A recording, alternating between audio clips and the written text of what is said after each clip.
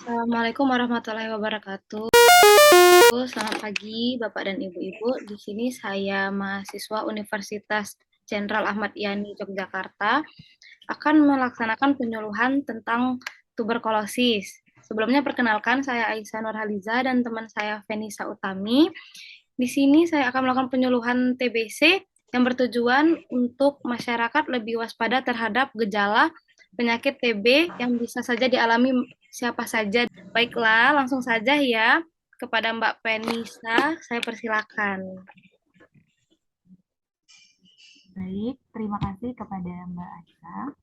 Sebelumnya, kepada Bapak, sebelumnya udah tahu apa itu TBC? Belum, Mbak. TBC, apa sih TBC? TBC merupakan penyakit menular yang disebabkan oleh bakteri Mycobacterium tuberculosis yang biasanya menyerang berbagai organ, terutama pada bagian paru. TBC bukan merupakan penyakit turunan, tetapi terjadi karena penularan bakteri melalui udara atau melalui percikan dahak. Apa sih gejala-gejala TBC?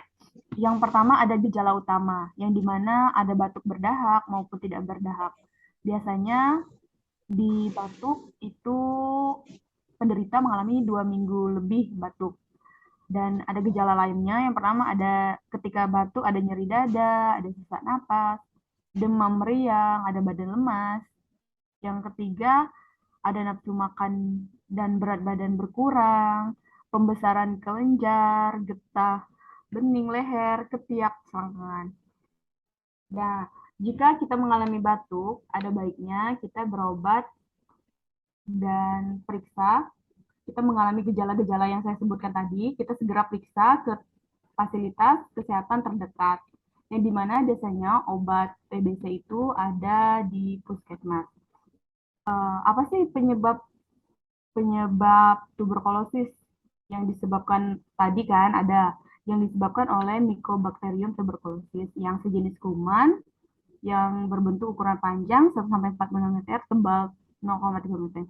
Kuman ini juga tahan berada di udara lembab dengan keadaan yang dingin karena sifatnya yang dominan yaitu dengan bangkit kembali menjadi lebih aktif. Untuk komplikasi, biasanya komplikasi pada penyakit tuberkulosis ini ada komplikasi dini dan komplikasi lanjut. Komplikasi dini ada pleuritis, efusi pleura, empima, laringitis, usus.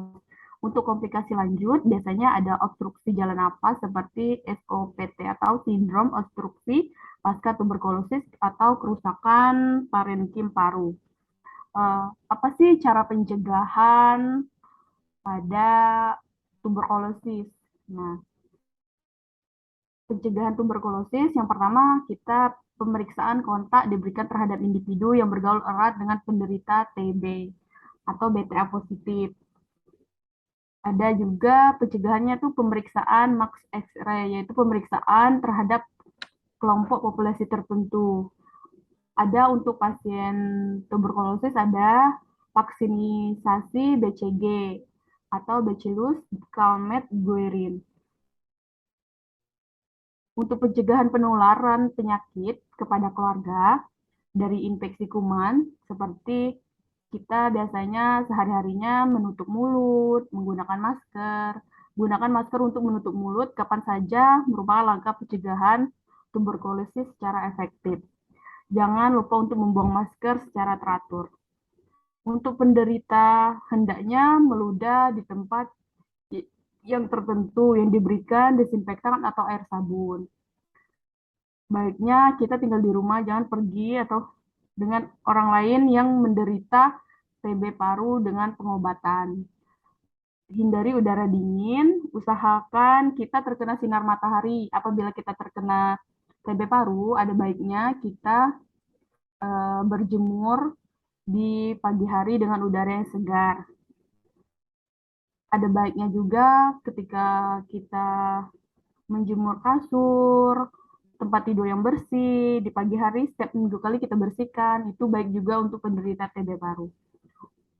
Untuk cara perawatan penderita TB biasanya mengawasi minum obat, memberikan makanan bergizi, istirahat teratur, niatkan pemeriksaan ulang, lingkungan rumah yang sehat, dan mempunyai ventilasi dan pencahayaan yang cukup. Eh, Biasanya untuk penderita TB, pengobatan yang dilakukan biasanya menggunakan mengobati mencegah kematian, kekambuhan, resistensi kuman terhadap obat anti tuberkulosis, serta memutuskan mata rantai penularan. Baiklah, itu saja yang bisa saya sampaikan. Jadi, apabila ada keluarga atau orang di sekitar yang terkena TB, langsung segera berobat dan periksa kesehatan ke fasilitas kesehatan terdekat. Baik, terima kasih ya Mbak Feni atas materinya. Kepada keluarga, apakah masih ada yang kurang dimengerti atau yang ingin ditanyakan? Silahkan. Ada Mbak, ada yang mau ditanyakan Mbak? Iya, silakan. Dengan siapa Ya, namanya? Tolong sebutkan namanya ya Pak ya. ya ini dengan Bagas. Nah, saya Bagas ingin bertanya, misal ada keluarga kita ataupun orang lain yang terkena TBC ini, apabila dia sudah berobat tapi dia minumnya tidak teratur, apakah ada dampak itunya Mbak, dampak bagi kesehatannya gitu? Baiklah, Mas Bagas, terima kasih atas pertanyaannya. Di sini saya akan menjawab apabila penderita jarang minum obat. Yaitu yang pertama, penyakit tidak akan sembuh atau bahkan menjadi lebih berat. Yang kedua, yaitu penderita tetap dapat menularkan penyakitnya kepada orang lain. Yang ketiga, yaitu penyakit menjadi makin sukar diobati atau menjadi kebal karena kemungkinan kuman TB itu menjadi lebih kuat. Obat untuk kuman yang kebal tidak tersedia di semua fasilitas kesehatan. Yang keempat, yaitu perlu waktu lama untuk sembuh. Dan yang kelima, yang terakhir, penderita tetap dapat menularkan kuman yang sudah kebal kepada orang lain. Jadi intinya, jika penderita jarang minum obat, yang terjadi yaitu kuman TB akan menjadi lebih kebal dan lebih sulit untuk diobati. Apakah ada pertanyaan lain, Mas Bagas? Ya sudah Mbak, tidak ada Mbak. Terima kasih. Baik ya, cukup ya pertemuan kita pada pagi hari ini.